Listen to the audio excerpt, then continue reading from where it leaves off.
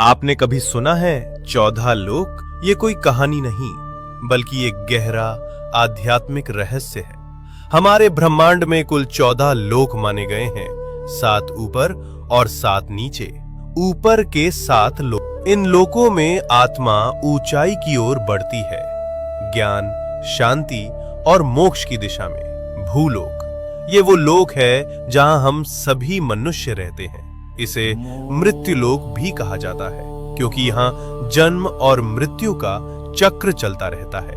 भूवर लोक, ये लोक भूलोक और स्वर्ग लोक के बीच स्थित है। ये ऊर्जा रूपों का क्षेत्र है जो भौतिक और दिव्य लोकों को जोड़ता है। स्वर्ग लोक, देवताओं का लोक, जहां इंद्र और अन्य देवता निवास करते हैं। अच्छे कर्म करने वालों को मृत्यु के बाद इसी लोक में स्थान मिलता है, जहां सुख, संपत्ति और आनंद की अनुभूति होती है।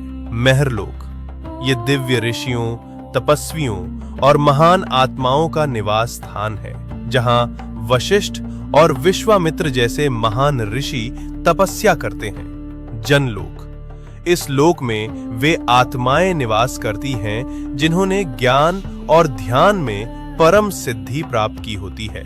यहाँ के वासी ब्रह्मा जी की लीलाओं में लीन रहते हैं। तपलोक, अत्यंत शक्तिशाली तपस्वियों का स्थान, जो शरीर से परे केवल चेतना में स्थित होते हैं। ब्रह्मलोक, यह है अंतिम लक्ष्य है, जहां केवल सत्य है, मोक्ष है और ईश्वर का साक्षात्कार होता है। इन ऊर्ध्व लोकों में आत्मा का जाना मतलब है धीरे धीरे शुद्ध और जागरूक होना। अब बात करते हैं नीचे के 7 लोकों की।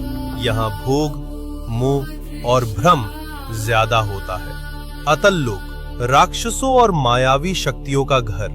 वितल लोक, जहाँ कामनाएं और भोग हावी रहते हैं। सुतल लोक, राजा बलि का लोक। वे दानवीर थे, लेकिन उनमें अहंकार भी था।